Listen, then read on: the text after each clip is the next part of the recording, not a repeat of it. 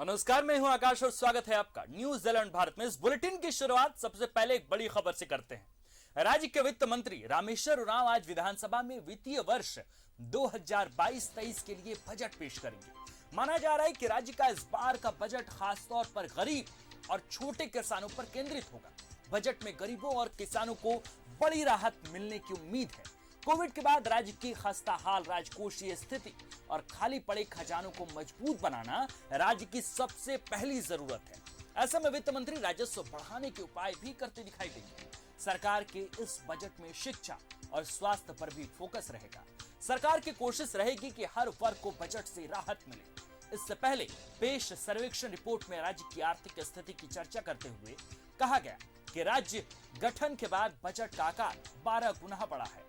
राज्य गठन के पहले वित्तीय वर्ष में बजट का आकार 6000 करोड़ रुपए था। 2021-22 में यह आंकड़ा बढ़कर 91,277 करोड़ रुपए हो गया है। यानी राज्य के बजट आकार में औसतन 14.1% की दर से वृद्धि हुई है। 2019-20 में आर्थिक मंदी और उसके बाद कोविड की वजह से राज्य के राजस्व में काफी कमी भी आई है।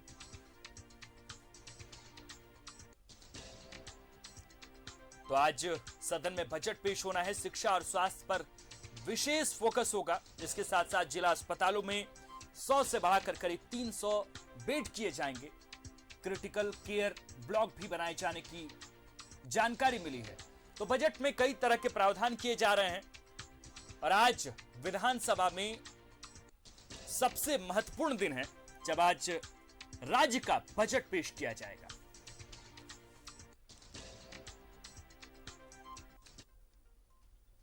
राज्य के वित्त मंत्री रामेश्वर उरांव 3 मार्च को सदन में वित्तीय वर्ष 2022-23 का बजट पेश करेंगे। आम बजट से पहले जहां सत्ता पक्ष के विधायकों को राज्य सरकार के बजट से कई उम्मीदें हैं, तो वहीं विपक्ष के विधायकों का कहना है कि सरकार से जनता को कोई उम्मीद नहीं है। उसमें फंड दिया जा रहा है जिससे जनता का हित हो, चाहे मनरेगा में पैसे देने की बात हो, ग्रामीण अर्थव्यवस्था को मजबूत करने की बात हो रही है, राशन बांटने की बात है, चाहे कृषि से जो संबंधित बातें, तमाम ऐसे काम किए जा रहे हैं जिससे आम नागरिक को और ख़ास करके जो ग्रामीण नागरिक है उनको राहत हो। ऐसी योजनाओं को आगे भी लाने का मुझे पूरा भरोसा है कि कल जब बजट आएगा तो हम लोग झारखंड में खुशहाली की तरफ एक और कदम बढ़ेंगे। 2 वर्षों के उपरांत टैक्स कलेक्शन से लेकर राजस्व के तमाम मुद्दों पर भी सरकार कुछ रिलैक्स्ड है और हमें लगता है कि लोक हितकारी योजनाएं जो पैसे के अभाव में रुक रही थीं वो इस बजट में आएंगी और यह बजट गरीबों और किसानों के को दृष्टिकोण में रख कर रखा जाएगा, वो ज़्यादा बेहतर रहेगा। तो ये हम ये मानते हैं कि यह बजट जो है अच्छा बजट होगा और जनता को महंगाई या तमाम चीज़ों से निजात मिले। तो हम लोग तो यही उम्मीद करेंगे कि सरकार एक ऐसा बजट लाए जो सबों को खड़ा करने वाला बजट हो। सभी जो परेशान लोग हैं उन लोगों के जीवन को राहत देने का बजट आए। लेकिन मुझे एक सुनने को मिल रहा है कि पुनः बाजार समिति का टैक्स जो है वो पुनः लागू किया जा रहा है। तो बाजार समिति का टैक्स, आपको ध्यान होगा कि रघुवर जी की सरकार ने इसको खत्म किया था। ऐसा माना जाता था कि ये इंस्पेक्टर राज ज़्यादा है और टैक्स का कलेक्शन कम होता है। तो इस सरकार की मंशा लूटो और लुटाओ की है। तो ऐसे में हम लोग को उम्मीद तो बिल्कुल ही नहीं है सरकार से बजट में। तो अभी सरकार को तो ये स्पष्ट करना चाहिए कि 2021-22 का जो बजट था उस बजट में जो प्रावधान किए थे उसमें से कितनी राशि व्यय हुआ है और कितना राशि ये सरकार सरेंडर करने जा रही है। देखिए, आम जनता तो बिल्कुल आम जनता का भरोसा इस सरकार से बिल्कुल उठ चुका है और यही नतीजा क्या है। देखें, लाखों की संख्या सड़क पर उतरकर सरकार के विरुद्ध में आंदोलन कर रहे हैं। तो बिल्कुल ही सरकार से इस विशेष करके जो बजट आने वाला है, इस बजट से झारखंड की जनता को कोई उम्मीद नहीं। राज्य की हेमंत सरकार गुरुवार को अपना तीसरा बजट पेश करने जा रही है। धनबाद के व्यवसायियों ने आम जनता के लिए बजट में विशेष फोकस करने की अपील की है। लोगों ने स्वास्थ्य, बिजली की समस्या, सुरक्षा और महंगाई से संबंधित समस्या को लेकर राय जाहिर की है। बहुत जरूरत है। शिक्षा में तो यहाँ बेरोजगारी एकदम पूरा भरा हुआ है। यहाँ बहाली होना चाहिए बहुत अच्छा से, कहे कि झारखंड के बच्चे लोग बाहर देखिए, केंद्र का बजट तो हो गया, अब राज्य का बजट है। हमारे राज्य में बजट तो करेंगे लेकिन इसमें आम सुविधा बहुत कम है। जिस तरह बिजली की व्यवस्था पूरी लचर हो गई है, तार उर इस तरह है कि किसी दिन भी बड़ी दुर्घटना घट सकती है। बजट में विशेष करके झारखंड में बिजली के पुराने जो जर्जर तार है उस पर ध्यान देना चाहिए। नगर निगम सफाई क्षेत्र में विशेष करके ध्यान देती है, लेकिन फुटपाथ पर कोई ध्यान नहीं आता। बड़ा कॉम्प्लिकेटेड है हर चीज़ में। अगर वो लाइबिलिटी इतने तक का एक लिमिटेड लाइबिलिटी है उसके बाद वो करते हैं, लेकिन ये मिनिमम जो लाइबिलिटी जो स्लैब था, जैसे हम लोगों को ट्रेड लाइसेंस का था, ठीक है अभी उन्होंने नगर आयुक्त ने या मिनिस्टर ने ये बोला है, लेकिन जब तक वो होगा नहीं तब तक हम लोग उस चीज़ को नहीं समझेंगे कि हम लोगों के ऊपर लागू हुआ, क्योंकि अभी रिटर्न वो आया नहीं है। हम लोग लेडीज़ को थोड़ा बहुत प्रॉब्लम होता है, थोड़ा सा ये आने जाने में या जो भी सुरक्षा का हम लोगों के ऊपर थोड़ा सा ये को सरकार को ध्यान देना चाहिए। और यहाँ का सड़क रोड जो है वो बहुत ख़राब है, उसको धीरे धीरे ठीक करना चाहिए। तो चाहते हैं कि लेडीज़ को और आगे किया जाए, कुछ और भी कुछ अच्छा योजना लाया जाए जिससे हम लोगों को और आगे बढ़ने में सहयोग मिले सरकार से। हम लोगों को लोन मिले, लेडीज़ को लोन मिले जिसमें हम लोगों को कम ब्याज में मिले। कुछ जो टैक्स का जो सिस्टम है उसमें बहुत दौड़ धूप और बहुत परेशानी होती है, उस पर थोड़ा ध्यान दे सरकार, उसको सरल करने का कोशिश करे। तो टैक्स देने में कोई पीछे नहीं है, लेकिन उसकी परेशानी से बहुत लोग टैक्स से दूर भागते हैं, उसको उस पर थोड़ा ध्यान दे सरकार तो ज्यादा। और इस खबर पर विशेष जानकारी के लिए हमारे साथ धनबाद से दिलीप जुड़े हुए हैं। दिलीप, धनबाद के लोगों की कितना भरोसा है इस बार के बजट में? क्या कुछ उनकी उम्मीदें हैं इस बार के बजट से? देखिए, उम्मीदें काफ़ी हैं क्योंकि झारखंड में धनबाद को आर्थिक नगरी कहा जाता है। कई उद्योग हैं यहाँ पे, चाहे वो केंद्र सरकार के हों, अपनी कई बड़ी बड़ी एजेंसियां हैं और आबादी का भी घनत्व ज़्यादा है यहाँ पे। और जिस तरह से इंफ्रास्ट्रक्चर में डेवलपमेंट की बात हमेशा धनबाद को लेकर के होती है, उस तरह से डेवलपमेंट आज नहीं हुआ। चाहे वो सड़क निर्माण की बात हो, अंडरपास की बात हो, फ्लाईओवर की बात हो, बिजली की किल्लत से लोग पिछले कई दिनों से परेशान रहे हैं। और खास करके कोरोना संक्रमण काल में कई ऐसे लोग हैं जो अपने रोजगार से बहुत दूर हो गए हैं, चाहे वो व्यवसायी वर्ग हो, फुटपाथ दुकानदार हो या आम लोग हो। तो उनके लिए क्या बजट में प्रावधान करने की जरूरत है, ये सरकार के बजट के बाद तय होगा कि आखिर लोगों का ख्याल कैसे रखा। लेकिन यहाँ की लोगों को काफ़ी उम्मीदें हैं सरकार से। उन्हें लगता है कि कुछ बेहतर किया जाए, महिला सुरक्षा पे फोकस किया जाए। और हेल्थ बहुत बड़ी समस्या है यहाँ पे। बहुत बड़े अस्पताल है यहाँ पे, शहीद निर्मल महतो मेमोरियल कॉलेज अस्पताल, लेकिन वहाँ पे डॉक्टर्स की कमी है, इंफ्रास्ट्रक्चर की कमी है, बेहतर इलाज नहीं हो पाता है, डॉक्टर्स की कमी है। तो वहाँ पे कुछ बेहतर करने की जरूरत है।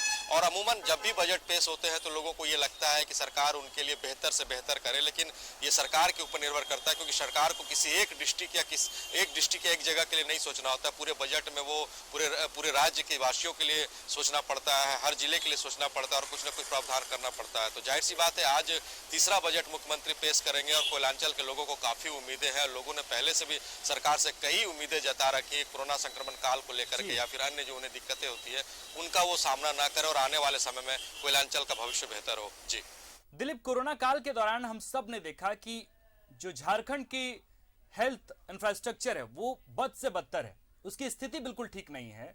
और शायद यही वजह रहा कि कई लोगों की जाने गई, पूरे देश भर में जाने गई। अभी फिलहाल धनबाद की स्थिति क्या है और कितनी जरूरत है कि सरकार बजट के माध्यम से भी और ऐसे भी धनबाद में हेल्थ इंफ्रास्ट्रक्चर को मजबूत करे? देखिए, जब भी डेवलपमेंट और इंफ्रास्ट्रक्चर की बात होती है तो पहली प्राथमिकता स्वास्थ्य पे होती है और उसके बाद दूसरी प्राथमिकता शिक्षा पे होती है। अगर आप ये दो चीज आप डेवलप करते तो जाहिर सी बात है किसी भी जिले में आप विकास से लोगों को जोड़ पाएंगे। ये दो चीज बहुत महत्वपूर्ण होता है। और जहाँ तक हेल्थ की बात है तो धनबाद में बहुत बड़ा अस्पताल है, शहीद निर्मल महतो मेडिकल कॉलेज अस्पताल, लेकिन इसमें इंफ्रास्ट्रक्चर जिस तरह से डेवलप होने चाहिए थे उस तरह से नहीं हो पा रहे हैं। टीचर्स की बहुत, जो डॉक्टर्स फैकल्टी है उनकी बहुत कमी है वहाँ पे, नर्सेस की कमी है, जूनियर डॉक्टर्स की कमी है, अभी भी दवा जो है बाहर से लोगों को लेना पड़ता है, एक्सरे मशीन खराब है। तो कई ऐसी जन सुविधाओं का अभाव है जो सरकार के ऊपर सीधे निर्भर करता है। सरकार अगर चाहेगी तो एक बेहतर स्वास्थ्य व्यवस्था डेवलप कर सकती है धनबाद में। शहीद निर्मल महतो मेडिकल कॉलेज अस्पताल को मॉडल बनाया जा सकता है, एम्स के तर्ज पे उसको डेवलप किया जा सकता है। लेकिन ऐसी सरकार की अभी मंशा कोई दूर दूर तक नहीं दिख रही है। पिछले बार स्वास्थ्य मंत्री बन्ना गुप्ता भी जब धनबाद आए थे तो उनसे भी सवाल पूछा गया था कि धनबाद में हेल्थ को लेकर के आप क्या कर रहे हैं, तो कहे कि आने वाले समय में बहुत सारे जो उपाय हैं वो सुझाए जाएंगे और एक बजट का प्रावधान किया जाएगा। तो आज जाहिर सी बात है बजट मुख्यमंत्री पेश कर रहे हैं तो उसमें धनबाद में हेल्थ को लेकर के क्या रखे हैं ये देखने वाली बात होगी। और सबसे बड़ी बात, कई ऐसे हाईवे के किनारे 3-3 ट्रामा सेंटर हैं जो पिछले 10 वर्षों से निर्माणाधीन है, बजट का प्रावधान उसके लिए नहीं हो पा रहा। आखिर क्या खींचातानी है सरकार के बीच या पिछली सरकार के बीच, इस पे भी सरकार को ध्यान देने की जरूरत है। अगर कोई योजनाएं बनती है चाहे वो किसी भी सरकार की हो, दूसरी सरकार की प्राथमिकता यही रहती है कि उस योजनाओं को कैसे आगे बढ़ाए, क्योंकि वो भी योजना आम जनता से जुड़ा होता है, आम लोगों से जुड़ा होता है और उनकी बेहतरी के लिए जुड़ा होता है। तब देखने वाली बात होगी कि मुख्यमंत्री आज के बजट में कोयलांचल को लेकर के क्या खास तोहफा देते हैं। तो लोगों को उम्मीद है और उम्मीद अभी भी कायम है। जी देखिए, हम अलग अलग इलाकों से भी अलग अलग लोगों की राय ले रहे हैं। हमारे साथ देवघर से दीप नारायण भी जुड़े हुए हैं। दीप नारायण, हम आपसे जानना चाहते हैं देवघर के लोगों की कितनी आकांक्षाएं हैं, कितनी उम्मीदें जुड़ी हैं इस बार के बजट से? जी बिल्कुल, देखिए ये झारखंड सरकार आज तीसरा अनुपूरक बजट पेश करने वाली है और इसमें ये बजट जो है वो आशा और उम्मीदों का बजट है, क्योंकि जिस तरीके से देवघर बाबा नगरी की बात कर लें, इसके आर्थिक स्थिति और इसका जो इकोनॉमिक है वो पूरी तरह से बाबा मंदिर पर डिपेंड था। बाबा मंदिर पूरी तरह से 2 सालों से बंद था, अब ये खुल चुका है। लेकिन यहाँ का जितना परिवेश देख लें, चाहे जसीडी इंडस्ट्रियल एरिया की बात कर लें या फिर देवघर बाबा मंदिर के इकोनॉमिक की बात कर लें, पूरी तरह से ये बाबा मंदिर पर डिपेंड करता है, जो कि तकरीबन 1.5 साल 1 साल 8 महीने तक ये बंद रहा, जिससे यहाँ की इकोनॉमिक जरूर चरमराई है। अब ये अनुपूरक बजट पेश करने जा रही है सरकार, तो यहाँ की उम्मीदें जो है वो आशा में तब्दील हो गई है कि एक ऐसा बजट पेश होगा जिसमें जो आर्थिक मंदी का शिकार हुई है पूरा बाबा नगरी, जिस तरह से उद्योग धंधे चौपट हुए हैं, लोग कर्ज में डूब चुके हैं, तो ऐसे में लगता है कि एक बजट ऐसा पेश होगा जिसमें कि खासकर निम्न वर्ग और मिडिल क्लास लोगों को राहत मिलेगी, व्यवसायियों को राहत मिलेगी। और जिस तरीके से वित्त मंत्री कह रहे हैं कि इसमें हेल्थ सेक्टर और किसानों के लिए बेहतर विकल्प दिया जाएगा, एक बेहतर प्लेटफॉर्म दिया जाएगा, ताकि इनको जो आर्थिक स्थिति इनकी खराब हुई है उसको कहीं ना कहीं से पटरी पर लाई जा सकती है। तो कुल मिलाकर ये जो बजट पेश होने वाला है आज 11 बजे के समय ये जो पेश होगा, तो इसमें देवघर की उम्मीदें काफी ज्यादा है, क्योंकि आर्थिक स्थिति यहाँ की बेहद ही खराब है और अब लोग सरकार की ओर टकटकी निगाहों से देख रहे हैं कि एक ऐसा बजट हो जो सिर्फ आम लोगों के लिए बजट हो, जो उद्योग धंधे खत्म हो चुके हैं, टैक्स में थोड़ा सा रियायत दिया जाए। चूंकि हेल्थ सेक्टर की अगर बात कर ले तो देवघर में इंफ्रास्ट्रक्चर काफी बड़ा हो चुका है, लेकिन अब इसको पटरी पर लाने की जरूरत है। एम्स है यहाँ पर, एयरपोर्ट भी बहुत जल्दी शुरू होने वाला है, तो ऐसे में यहाँ के इकोनॉमिक ग्रोथ के लिए एक बेहतर विकल्प यहाँ की तैयार हो चुकी है। लेकिन अब जो छोटे व्यवसायी हैं, यहाँ के जितने खुदरा दुकानदार हैं, फुटपाथ के दुकानदार हैं, मंदिर के इर्द गिर्द मंदिर से संबंधित जितने व्यवसाय हैं, उनको एक बूस्टअप देने की जरूरत है। तो लोग अब बड़ी निगाहें लगाए हुए हैं इस अनुपूरक बजट में कि एक ऐसा बजट होगा जिसमें कि देवघर की इकोनॉमिक को बढ़ाने के लिए सरकार के पास विजन होगा, और उसी की वजह से इस बजट पर सबकी निगाहें लगी है कि एक ऐसा बजट जो किसानों और आम लोगों के लिए होगा।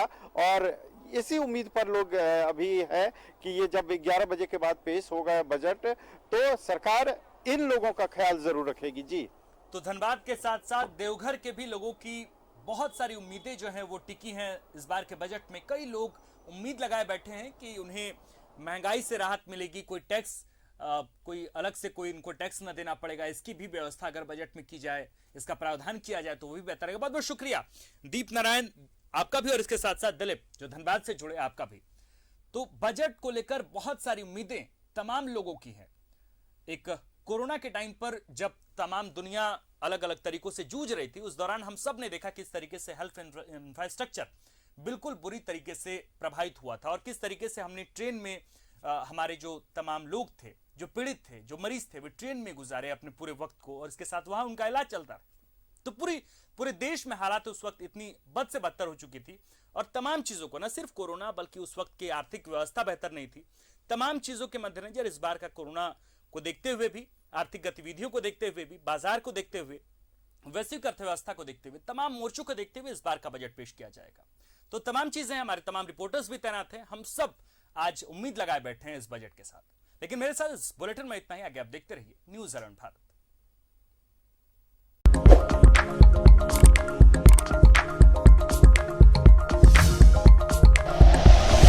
Like and share videos, subscribe करें हमारा चैनल और प्रेस करें बेल आइकॉन। न्यूज़ 11 भारत, सच है तो दिखेगा।